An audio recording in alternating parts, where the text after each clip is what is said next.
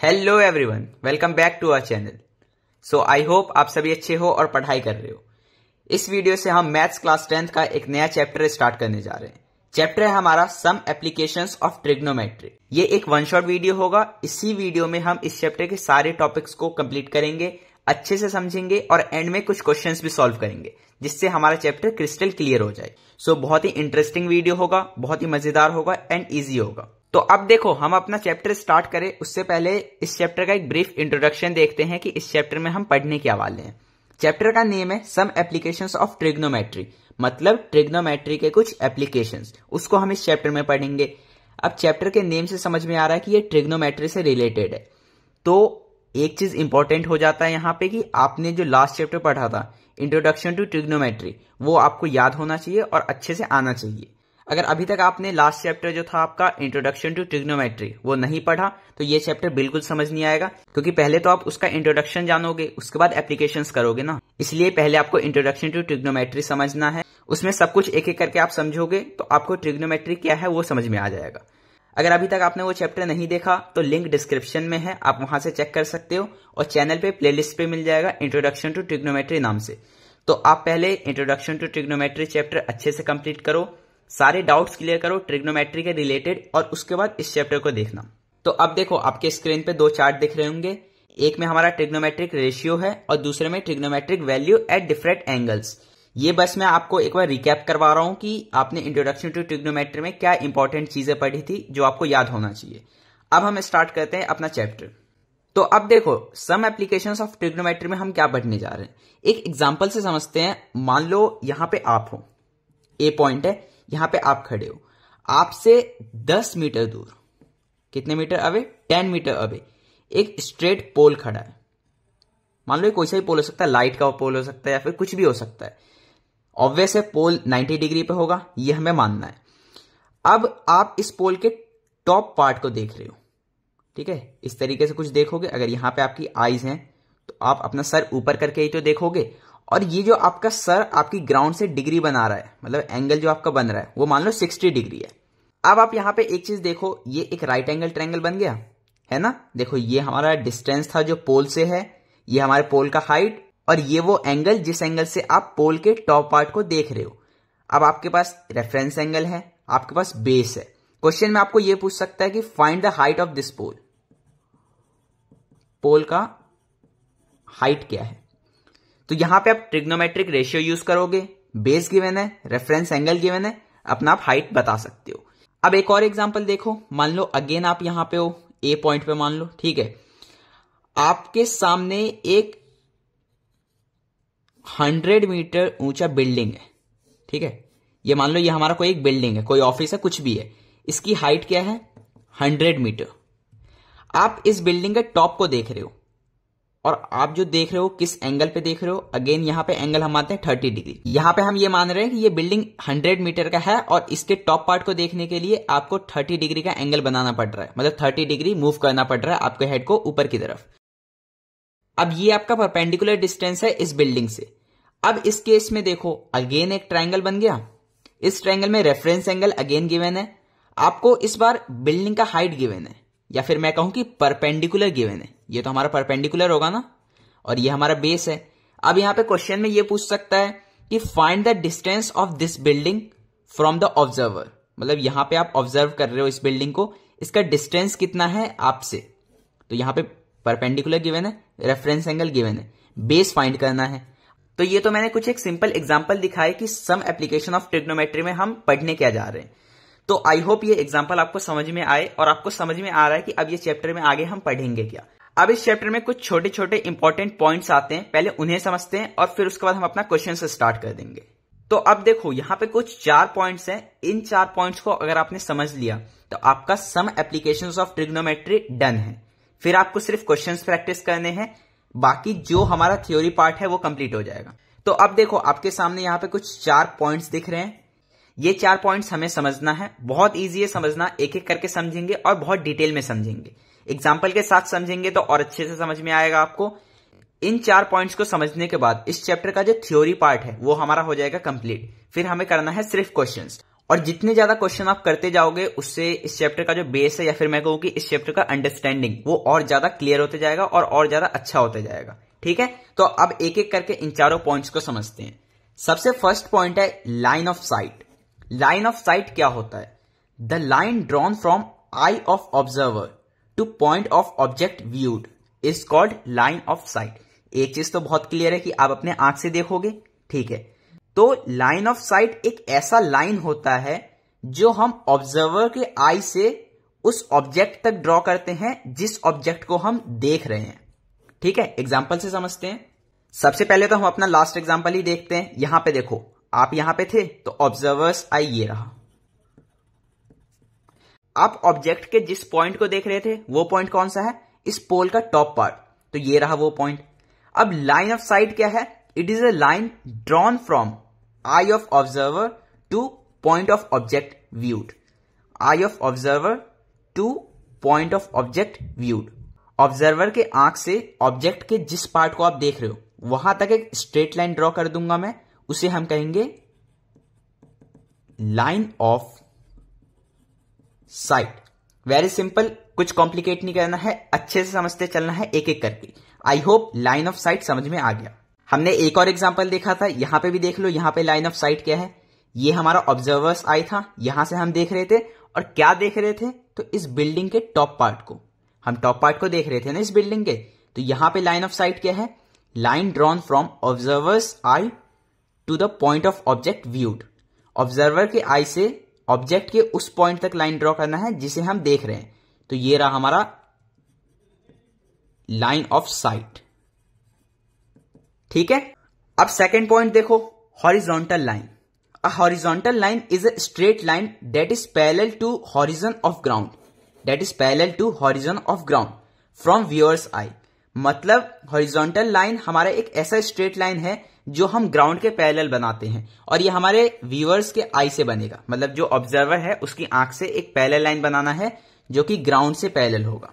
ठीक है, अब अगेन यहां पे एग्जांपल देखो। इस केस में हमारा हॉरिजॉन्टल लाइन क्या है? हॉरिजॉन्टल लाइन का डेफिनेशन याद करो, a line drawn from observer's eye which is parallel to ground.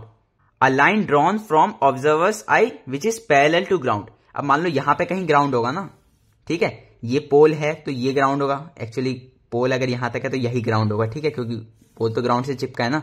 अब देखो, तो यहां पे जो हमारा हॉरिजॉन्टल लाइन है वो बिल्कुल यही है, ये ग्राउंड के पैरेलल ही है। सेकेंड एग्जांपल दिखाता हूं आपको। अब देखो अगेन सेकेंड एग्जांपल में भी हमारा ग्राउंड जो है वो तो यही है, क्योंकि बिल्डिंग तो ग्राउंड पे ही खड़ा है, तो ये भी ग्राउंड से पैरेलल ही है। इसके लिए मैं एक दूसरा एग्जांपल लेता हूं जिससे आपको ये और ज्यादा क्लियर होगा। इसके एग्जांपल के लिए आप ये मानो कि आप एक बिल्डिंग पे खड़े हो, ये हमारा ग्राउंड है, एक बिल्डिंग यहां पे है और एक इससे भी ऊंचा बिल्डिंग यहां पे है। ठीक है, अब इस बिल्डिंग पे यहां पे इसके टेरेस पे आप खड़े हो। ठीक है, अब यहां से आप इस बिल्डिंग के टॉप को देख रहे हो, तो ये तो हमारा ऑब्जर्वर आई से लेके पॉइंट ऑफ ऑब्जेक्ट व्यूड हो गया, ये तो हमारा लाइन ऑफ साइट हो गया। ठीक है, ये लाइन तो हमारा लाइन ऑफ साइट है ना, ऑब्जर्वर के आई से उस ऑब्जेक्ट के उस पॉइंट को जिसे हम देख रहे हैं वो लाइन ऑफ साइट होता है। हॉरिजॉन्टल लाइन क्या होगा यहां पे? A straight line drawn from observer's eye which is parallel to ground. अब ग्राउंड ये है, ऑब्जर्वर का आई ये है, इससे बिल्कुल स्ट्रेट, जो कि ग्राउंड के बिल्कुल पैरेलल है। तो यहां पे देखो ये हमारा हॉरिजॉन्टल लाइन है ना।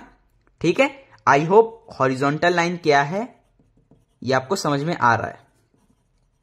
सिंपल है, एक ऐसा लाइन जो हम ऑब्जर्वर के आई से बनाते हैं और वो लाइन ग्राउंड के पैरेलल होगा। ठीक है, अब थर्ड पॉइंट देखो, angle of elevation, the angle made by line of site and horizontal line. ये तो और भी सिंपल है। एंगल ऑफ एलिवेशन हमारा वो एंगल होता है जो कि लाइन ऑफ साइट और हॉरिजॉन्टल लाइन मिलके बनाते हैं। यहां पे फर्स्ट एग्जांपल में देखो, लाइन ऑफ साइट और हॉरिजॉन्टल लाइन ये मिलके कौन सा एंगल बना रहे हैं? ये 60 डिग्री वाला। तो यहां पे एंगल ऑफ एलिवेशन क्या है? 60 डिग्री। सेकेंड एग्जांपल देखो, यहां पे लाइन ऑफ साइट क्या है, हॉरिजॉन्टल लाइन क्या है, ये दो जो मिलके एंगल बना रहे हैं वो होगा हमारा एंगल ऑफ एलिवेशन। तो 30 degree is angle of elevation in this example. इस एग्जांपल में line of sight, horizontal line, ये जो एंगल बना रहे, यहां पे एंगल गिवन नहीं है, बट ये जो भी एंगल है यही है हमारा एंगल ऑफ एलिवेशन। ठीक है, तो I hope angle of elevation भी क्लियर है। अब एंगल ऑफ डिप्रेशन क्या होता है? Angle of depression is made when the observer needs to look down to see object. Angle of depression वही है जो एंगल ऑफ एलिवेशन था। एंगल ऑफ एलिवेशन क्या था? लाइन ऑफ साइट और हॉरिजॉन्टल लाइन, ये दो मिलके जो हमारा एंगल बना रहे थे वो होता है angle of elevation. Same angle of depression भी है, लाइन ऑफ साइट और हॉरिजॉन्टल लाइन, वो दोनों मिलके जो एंगल बनाएंगे वही होगा हमारा एंगल ऑफ डिप्रेशन। तो यहां पे क्वेश्चन आता है कि हम कब कहेंगे कि ये हमारा एंगल ऑफ एलिवेशन है, कब कहेंगे कि एंगल ऑफ डिप्रेशन है। तो वही चीज यहां पे लिखा है, when observer needs to look down. जब हम नीचे देख रहे होंगे, हमारा ऑब्जर्वर अपने हाइट से नीचे देख रहा होगा, तब वहां पे जो एंगल होगा उसे हम कहेंगे एंगल ऑफ डिप्रेशन। और जब ऊपर देख रहा होगा तो उसे कहेंगे एंगल ऑफ एलिवेशन। ठीक है, बिल्कुल इतना सा ही डिफरेंस। और इनके नेम से भी समझ में आ रहा होगा, एलिवेशन मतलब क्या होता है? एलिवेशन मतलब क्या होता है? एक सर्टेन हाइट। तो जब ऊंचा देख रहे होंगे तो वो एंगल ऑफ एलिवेशन, जब नीचे देख रहे होंगे तो एंगल ऑफ डिप्रेशन। एग्जांपल देखो, सबसे पहले तो अभी तक जितने एग्जांपल्स किए हैं उसमें चेक करते हैं कि वो एंगल ऑफ एलिवेशन था या डिप्रेशन था। यहां पे देखो, ऑब्जर्वर यहां पे है और ये देख किस रहा है? पोल के टॉप को। तो ये तो अपने से ऊंचे हाइट पे देख रहा है ना, और ऊपर देख रहा है, तो ये है एंगल ऑफ एलिवेशन। सेकेंड और थर्ड एग्जाम्पल में भी आप सेम चीज पाओगे कि ये अपने हाइट से ऊपर देख रहा है, बिल्डिंग के टॉप को देख रहा है, और यहाँ पे ये खुद तो एक छोटे से बिल्डिंग पे है लेकिन यहां से भी ऊपर ही देख रहा है, ये देख रहा है इस बिल्डिंग के टॉप पे। तो एंगल ऑफ डिप्रेशन का एक एग्जाम्पल देखो, इसको रिवर्स कर दो। अब यहाँ पे एंगल ऑफ डिप्रेशन के लिए मैंने एक एग्जाम्पल लिया है, ये देखो यहाँ पे हमने केस को रिवर्स कर दिया है। अब ये जो हमारा ऑब्जर्वर है ये बड़े वाले बिल्डिंग पे खड़े होके छोटे वाले बिल्डिंग का टॉप पार्ट देख रहा है। अब ये देखो यहाँ पे ये खड़ा है, ऑब्जर्वर आई ये है। ऐसे क्वेश्चंस में अगर आपको ऑब्जर्वर का हाइट गिवन है तब तो आप उससे कंसीडर करोगे, बट अगर हाइट गिवन नहीं है तो ये जिस बिल्डिंग के टॉप पे खड़ा है उसे ही आप ऑब्जर्वर आई मानोगे। तो यहाँ पे हम ये मानते हैं कि इसका हाइट नेग्लिजिबल है, इसे हम कंसीडर नहीं करेंगे। तो ये रहा इसका टॉप पार्ट, तो ये रहा इस केस के लिए ऑब्जर्वर आई, और ये देख किस रहा है? हमारे इस वाले बिल्डिंग के टॉप पार्ट को। तो अब देखो यहां पे अगेन लाइन ऑफ साइट क्या है? ये वाला लाइन। क्यों? क्योंकि डेफिनेशन मत भूलो, अपने बेसिक्स को क्लियर रखो। Line of sight is that line which is made from observer's eye to the point of object viewed. Observer के आई से हम ऑब्जेक्ट के जिस पॉइंट को देख रहे हैं वहां तक जो लाइन स्ट्रेट लाइन ड्रॉ किया गया है उसे कहते हैं line of sight. Horizontal line क्या है? Straight line from observer's eye which will be parallel to ground. Ground ये रहा और ये हमारा ऑब्जर्वर आई है, इससे बिल्कुल स्ट्रेट होना चाहिए और इस ग्राउंड के पैरेलल होना चाहिए। तो ये स्ट्रेट भी है और इस ग्राउंड के पैरेलल है। ठीक है, अब इसको यहां पे ज्वाइन आप कर दोगे तो अगेन ये ट्रायंगल बन गया, ये है राइट एंगल ट्रायंगल ही। अब यहां पे एंगल ऑफ डिप्रेशन हम देख रहे थे, उसे पहले देखते हैं। एंगल ऑफ डिप्रेशन क्या था? जो एंगल ऑफ एलिवेशन होता है, लाइन ऑफ साइट और हॉरिजॉन्टल लाइन इसके बीच का एंगल। ये जो थीटा है, ये जो भी एंगल होगा इसे हम इस केस के लिए कहेंगे एंगल ऑफ डिप्रेशन। तो यहां से एक चीज आपने देखा, एंगल ऑफ एलिवेशन हो या फिर एंगल ऑफ डिप्रेशन हो, बात दोनों सेम ही है, बट जब ऊपर देख रहे होंगे तो उस एंगल को कहेंगे एंगल ऑफ एलिवेशन, नीचे देख रहे होंगे तो उसको कहेंगे एंगल ऑफ डिप्रेशन। तो अब देखो हमने लाइन ऑफ साइट पढ़ लिया, हॉरिजॉन्टल लाइन पढ़ लिया, एंगल ऑफ एलिवेशन भी पढ़ लिया और एंगल ऑफ डिप्रेशन भी पढ़ लिया। यही 4 पॉइंट्स थे जिसके बेसिस पे ये पूरा चैप्टर हम कर सकते हैं और अच्छे से समझ सकते हैं। तो आई होप इन 4 पॉइंट्स में कोई डाउट नहीं है, अगर है तो आप कमेंट करो, क्योंकि ये 4 पॉइंट्स आपको क्लियर होने चाहिए। अब हम अपना क्वेश्चंस प्रैक्टिस स्टार्ट करेंगे, बट उससे पहले 1-2 टिप्स हैं जो मैं आपको देना चाहता हूं। देखो, मेरा फर्स्ट एडवाइस तो ये रहेगा कि आप जब भी सम एप्लीकेशंस ऑफ ट्रिग्नोमेट्री का क्वेश्चन कर रहे हो तो आपका फर्स्ट प्रायोरिटी ये होना चाहिए कि आप उस क्वेश्चन का जो डायग्राम है उसे आप अच्छे से बना पा रहे हो, क्योंकि यहां पे मेजर मिस्टेक तब होता है जब आप क्वेश्चन का सही फिगर नहीं बना पाते हो। ठीक है, अगर आप फिगर नहीं बना पाओगे तो आपका जो पूरा सॉल्यूशन होगा वो गलत होगा। मोस्ट ऑफ द क्वेश्चंस में फिगर गिवन नहीं होता है, कुछ क्वेश्चंस में गिवन होता है तो वो क्वेश्चन बहुत इजी बन जाता है, बट ओवरऑल मैं बात करूं तो काफी क्वेश्चंस ऐसे होते हैं जहां पे फिगर गिवन नहीं होता है। आपको क्वेश्चन रीड करके अपना फिगर बनाना पड़ता है और वही एक चैलेंजिंग पार्ट होता है। अगर आपने सही फिगर बना लिया तो उसके बाद सॉल्व तो आप कर लोगे। सेकेंड एक एडवाइस मैं दे रहा हूं कि आपको वैसे तो सारे रेशियो और सारे रेशियो के अलग अलग एंगल्स पे वैल्यू याद होने चाहिए, बट 10 मोस्ट इंपॉर्टेंट और एक कॉस, ये 2 रेशियो के लिए अलग अलग एंगल के वैल्यूज अगर आपको याद हैं तो आप मोस्ट ऑफ द क्वेश्चन कर पाओगे। इसमें भी पर्टिकुलरली बताऊं तो 10 जो है हमारा, ये मोस्ट इंपॉर्टेंट रेशियो है। आप ये ऑब्जर्व करोगे कि आपका 80% क्वेश्चन जो है ये 10 के रेशियो से बन जा रहा है। तो इसलिए ये कुछ रेशियोज हैं जो आपको बिल्कुल अच्छे से याद होना चाहिए। बाकी आप सारे रेशियो और सारे वैल्यूज याद कर लेते हो तब तो आप सेफर साइड पे हो, तब कोई दिक्कत नहीं है। तो यही 2 टिप्स थे जो मैं आपको बताना चाहता था। अब हम स्टार्ट करते हैं अपना क्वेश्चन करना। तो अब सबसे पहला क्वेश्चन आपके स्क्रीन पे दिख रहा होगा। A circus artist is climbing a 20 metre long rope which is tightly stretched and tied from the top of vertical pole to the ground. Find the height of the pole if the angle made by the rope with the ground level is 30 degree. Question आपको given है, figure आप खुद से बनाओ। Figure बनाने के लिए आपको क्वेश्चन समझना पड़ेगा।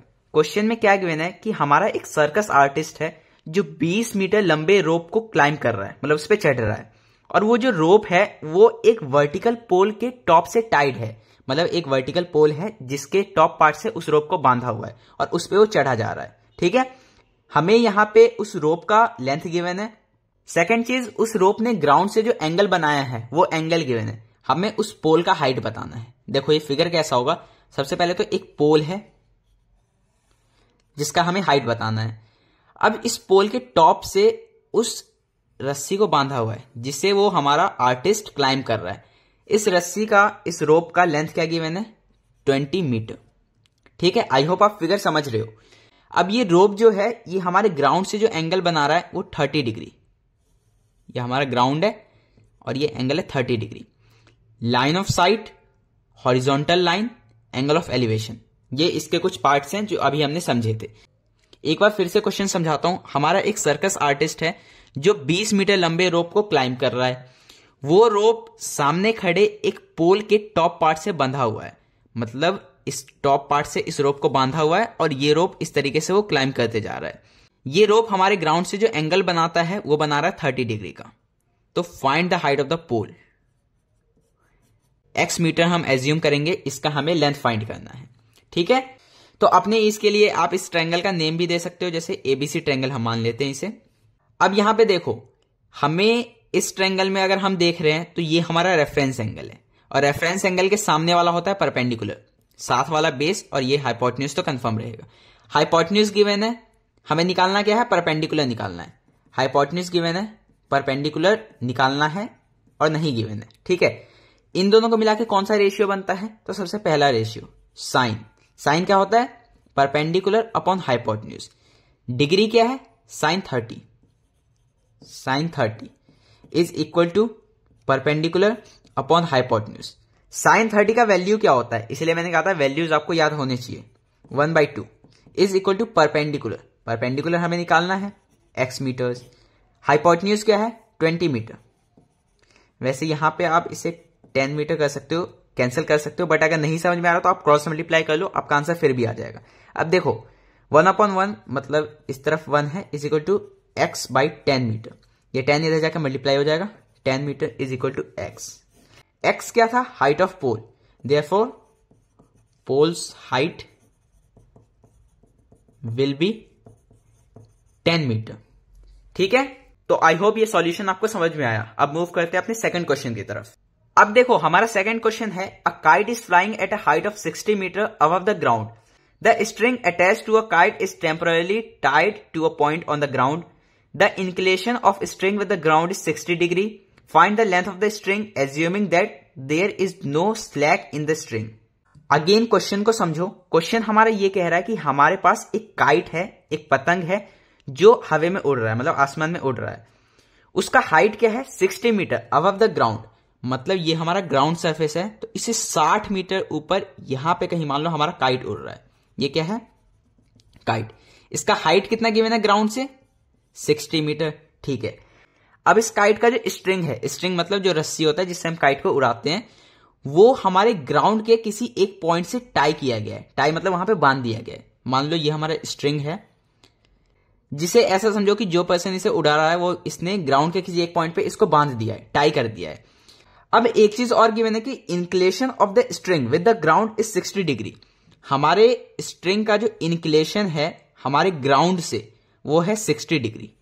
ठीक है, आई होप समझ रहे हो कि एक काइट है जो कि ग्राउंड से 60 मीटर पे उड़ रहा है।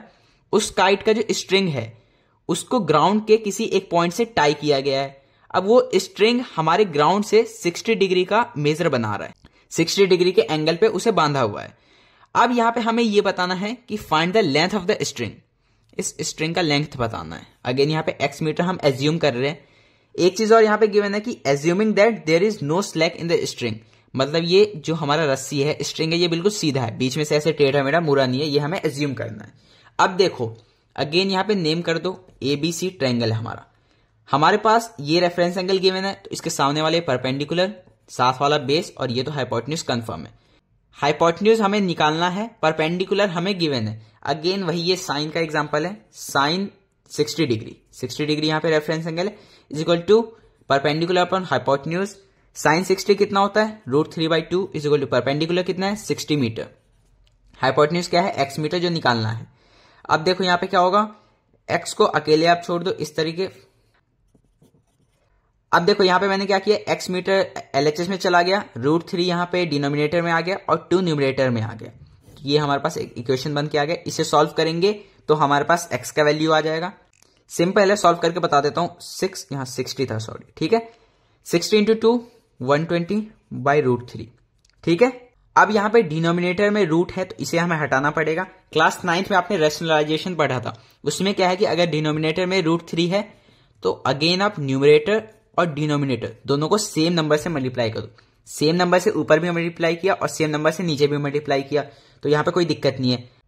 अब यहाँ पे क्या होगा कि ये तो 120/√3 हो जाएगा और नीचे √3 इंटू √3 3 मीटर, ठीक है।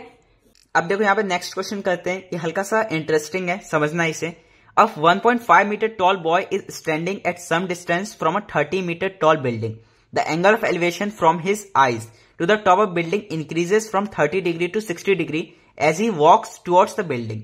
Find the distance he walked toward the building. अब देखो इस क्वेश्चन को समझो। इस क्वेश्चन में हमें ये गिवन है कि हमारे पास एक लड़का है जिसका हाइट है 1.5 मीटर। वो एक बिल्डिंग के सर्टेन डिस्टेंस पे खड़ा है, मतलब उसके सामने एक बिल्डिंग है जो उससे एक सर्टेन डिस्टेंस पे है। उस बिल्डिंग का हाइट गिवन है 30 मीटर। अब वो लड़का उस पॉइंट पे खड़ा है और उस बिल्डिंग के टॉप पार्ट को देख रहा है, तो उसका जो एंगल ऑफ एलिवेशन बन रहा है वो 30 डिग्री बन रहा है। बट जैसे ही वो हल्का पास आता है तो उसका जो एंगल ऑफ एलिवेशन चेंज हुआ है वो 30 से 60 हो गया। इस चीज को आप इमेजिन करो कि आप दूर से किसी एक ऊंचे बिल्डिंग को देख रहे हो, तो आपको सर जो है हल्का सा ऊंचा करना पड़ेगा, तो एंगल भी कम बना। अब जैसे जैसे पास आते जाओगे तो आपके सर को और ऊपर करना पड़ेगा, तभी आप उसका टॉप पार्ट देख पाओगे, तो एंगल यहाँ पे बढ़ेगा ना। सेम यहाँ पे वही चीज हो रहा है। तो यहाँ पे ये बताना है कि 30 डिग्री से 60 डिग्री जो उसने अपना एंगल ऑफ एलिवेशन चेंज किया है उसके लिए कितना डिस्टेंस वो चल के आया आगे, ठीक है। फिगर बनाओ। मान लो ये हमारा ग्राउंड लेवल, ये 30 मीटर लॉन्ग, 30 मीटर टॉल, ये हमारा एक बिल्डिंग है। यहां पे हमारा लड़का खड़ा है 1.5 मीटर का, ये इसके टॉप पार्ट को देख रहा है, ठीक है। अब यहां पे इस लड़के का हाइट गिवन है तो इसे ध्यान रखना, इसे हमें कंसीडर करना है। इसके टॉप पार्ट को ही देख रहा है। यहां पे इसका एंगल ऑफ एलिवेशन जो है पहले कितना था, 30 डिग्री, तो ये हमारा 30 डिग्री। आगे चलते आया, फिर इसका एंगल ऑफ एलिवेशन चेंज हो गया है 60 डिग्री में। मतलब मान लो इसने कुछ इतना डिस्टेंस ट्रेवल किया, अब लड़का यहां पे आ चुका है और इसका जो एंगल ऑफ एलिवेशन हो चुका है ये हो चुका है 60 डिग्री। हमें यहां पे ये बताना है कि ये कितना डिस्टेंस इसने ट्रेवल किया अपने एंगल ऑफ एलिवेशन को 30 से 60 करने के लिए। अब यहां पे एक चीज, पहले तो ट्रायंगल का नेमिंग करो, ABC ट्रायंगल, और यहां पे इस पॉइंट को कहते हैं D पॉइंट। अब जो यहां पे ट्रायंगल बन रहा है इसका जो ये वाला परपेंडिकुलर हाइट है ये 30 नहीं है। 30 क्यों नहीं है, क्योंकि 1.5 मीटर का तो लड़का है और यहाँ पे उसका ऑब्जर्वर का आई जो है यहाँ पे है, तो ट्रायंगल तो हमारा ये बन गया ना। अब ऐसा तो है नहीं कि अपने पैर से देखेगा इसके टॉप पार्ट को, अपने आंखों से देखेगा ना, और आंख तो हम ऐसे ऊपर ही मानेंगे, तो ठीक है, ये हमारा ट्रायंगल बन गया।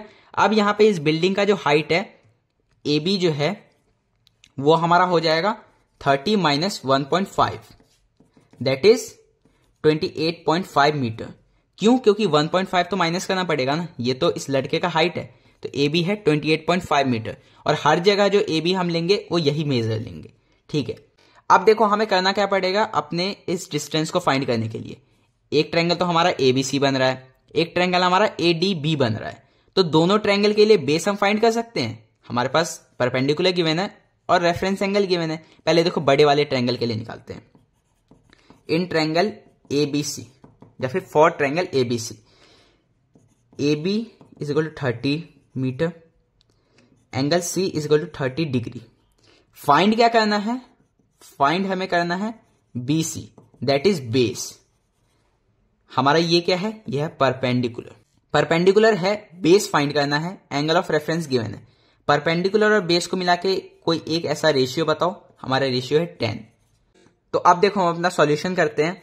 10 और 10 कितना 30, क्योंकि 30 डिग्री है ना अपना angle of reference, is equal to perpendicular upon base.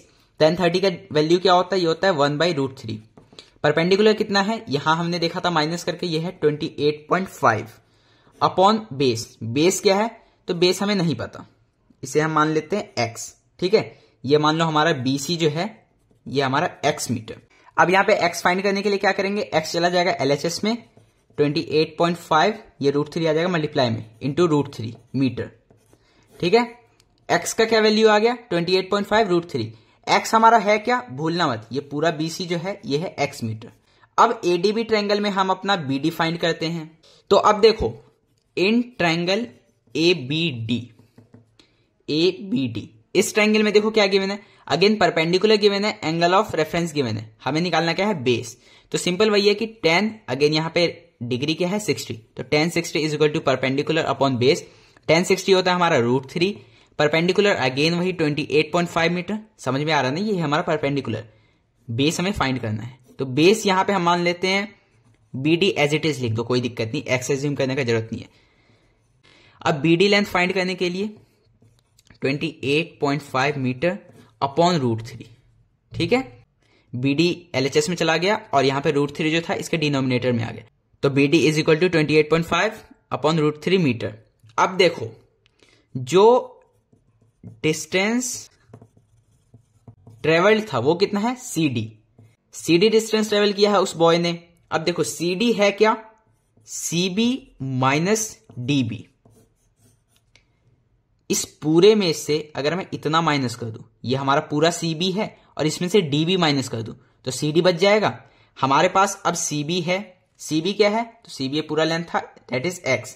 CB हमने निकाला, DB भी हमने निकाल लिया, इसको माइनस कर देंगे तो हमारा जो हमें लेंथ चाहिए वो आ जाएगा। देखो कैसे करेंगे, तो ये था 28.5 √3, 28.5 √3 माइनस 28.5 अपॉन √3।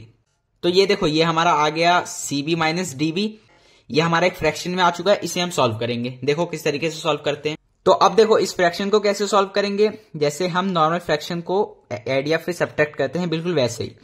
28.5 इंटू √3, ये ऊपर जाके मल्टीप्लाई होगा क्योंकि यहाँ पे 1 है ना, तो 28.5 इंटू √3 इंटू √3, तो इंटू √3 तो सिंपल 3 हो जाएगा क्योंकि सेम है, रूट इंटू रूट कैंसिल हो जाएगा, माइनस 28.5, यहाँ पे तो 28.5 ही होगा क्योंकि 1 मल्टीप्लाई होगा तो कुछ होगा ही नहीं यहाँ पे, अपॉन √3। अब यहाँ पे मल्टीप्लाई मैंने इसलिए नहीं किया क्योंकि ये कॉमन आ जाएगा, 28.5 इंटू 3 माइनस 1 अपॉन √3, ये क्या हो जाएगा 28.5 इंटू 2 अपॉन √3। अब यहां पे आप मल्टीप्लाई कर सकते हो, 28.5 इंटू 2 57/√3 मीटर। अगेन नीचे हमारा रूट है तो इसे रेशनलाइज करना पड़ेगा, सेम नंबर से मल्टीप्लाई और डिवाइड कर दो, तो ये 57√3 और नीचे √3 इंटू √3 3 मीटर। ठीक है, अब यहां पे इसे और सिंप्लीफाई कर दो, 19 3 जा 57, तो 19√3 मीटर। 3 और 57 दोनों 3 के टेबल से कट सकते थे ना, 3 इंटू 19 इज इक्वल टू 57, तो 19√3 मीटर। तो 19√3 ये हमारा क्या आया है, मैं फिगर दिखाता हूं। तो 19√3 हमारे CD का लेंथ आया है, जितना डिस्टेंस उस लड़के ने चला अपने एंगल ऑफ एलिवेशन को 30 से 60 डिग्री करने के लिए। तो इस वीडियो में यही हम कुछ क्वेश्चंस कर रहे हैं, ज्यादा लेंथी में वीडियो नहीं बना रहा हूं, क्वेश्चंस आपको खुद से प्रैक्टिस करना है। बट यहाँ पे जो क्वेश्चंस हमने प्रैक्टिस किया और खुद से फिगर बनाया, तो उससे आपको एक चीज समझ में आया होगा कि फिगर बनाना सबसे इंपॉर्टेंट है, उस पर सॉल्यूशन तो बहुत इजी हो जाता है। ठीक है, वो तो नॉर्मल जो ट्रिग्नोमेट्री के रेशियो सॉल्व करने होते हैं वही है। यहाँ पे मेन चीज है कि हमें फिगर बनाना आना चाहिए और क्वेश्चन समझोगे तभी फिगर बना पाओगे। इसलिए क्वेश्चन को अच्छे से समझना है, रटना बिल्कुल नहीं है। इन पॉइंट्स को समझो, एंगल ऑफ एलिवेशन क्या होता है, डिप्रेशन क्या होता है, लाइन ऑफ साइट क्या होता है, सारे रेशियोज सारे वैल्यूज को याद रखो और फिर स्टेप वाइज आप अपने सॉल्यूशन को कर सकते हो। अब एनसीईआरटी के ही क्वेश्चंस मैंने यहां सॉल्व कराए थे, बाकी के क्वेश्चन आप खुद से करो। कुछ भी डाउट आता है तो प्लीज कमेंट करो, आपका सॉल्यूशन मैं आपको जरूर बताऊंगा और बहुत इजी वे में समझाऊंगा। अब वीडियो अगर अच्छा लगा तो प्लीज लाइक कर देना, चैनल सब्सक्राइब कर लो और अपने फ्रेंड्स के साथ शेयर जरूर करना। नेक्स्ट वीडियो में हम किसी नए चैप्टर के साथ स्टार्ट करेंगे। Till then keep learning, keep growing. Thank you.